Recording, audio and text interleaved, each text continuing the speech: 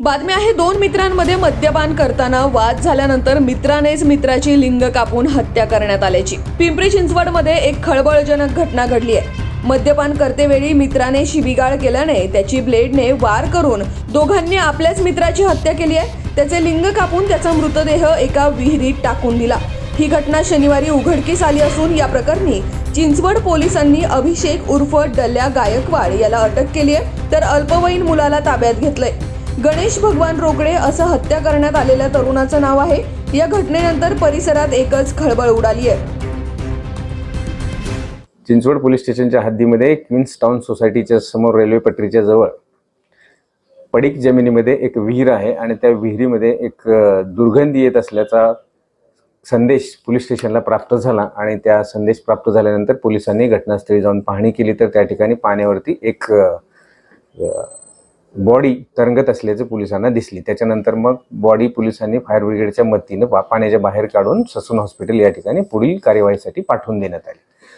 सदरच्या बॉडीवरती कुठल्याही प्रकारचं decompose body झालेली होती आणि त्याच्यावरती कुठल्याही प्रकारचं निशाणी, कुठल्याही प्रकारचे कपडे अंगावरती नसल्यामुळे त्याच्या आयडेंटिफिकेशनचा प्रश्न क्रिएट झालेला होता। त्यानंतर पोलिसांनी प्राथमिकरित्या ससून हॉस्पिटल या ठिकाणी त्याचं पोस्टमॉर्टम केलं। त्या ठिकाणी त्याच्या अंगावरती, बॉडीवरती विविध ठिकाणी ब्लेड आणि धारदार शस्त्रांनी विविध ठिकाणी वार करून त्याचा मृत्यू घडवून आणल्याचं त्या ठिकाणी निष्पन्न झालेलं होतं। त्यानंतर पोलिसांनी पुढे तपासामध्ये सदर अनोळखी इसमाचा नक्की ती व्यक्ती कोण आहे आणि त्याचा मृत्यू कशामुळे झालेला आहे या संदर्भात तपास सुरू केला। तपास करत असताना पोलिसांना त्या मयत इस्माच्या आई संदर्भात माहिती मिळाली।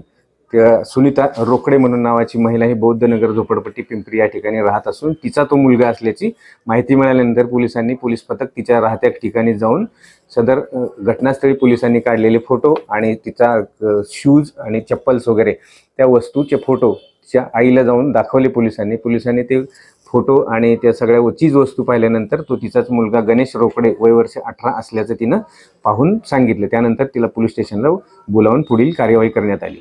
त्याच पद्धतीनं पुढे जाऊन पोलिसांनी सदर मुलास त्या व्यक्तीस कोणी मारहाण केलेली आहे, कोणत्या कारणासाठी मारहाण केलेली आहे याबाबतचा तपास करत असताना आम्हाला खास खबऱ्याकडून माहिती प्राप्त झाली की सदरचा मृत्यू हा त्याचाच मित्र विधी संघर्षित बालक वय वर्ष 17 वर्ष आणि त्याचा मित्र डल्या उर्फ अभिषेक गायकवाड या दोघांनी मिळून त्या 10/8 रोजी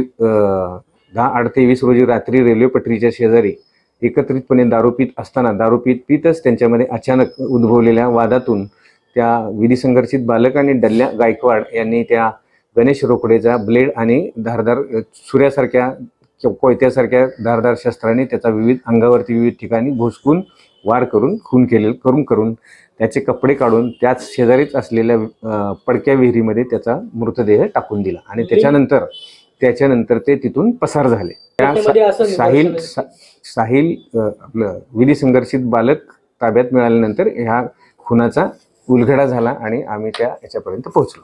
लिंग कापण्याचं काय कारण आहे? कारण सासू-समोर त्याचं लिंग कापून नंतर विहिरीत टाकण्यात आलं होतं। तसं अद्यापपर्यंत तपासामध्ये काही निष्पन्न झालेलं नाही, परंतु त्याच्या अंगावरती सर्वत्र वार वगैरे झालेले आहेत।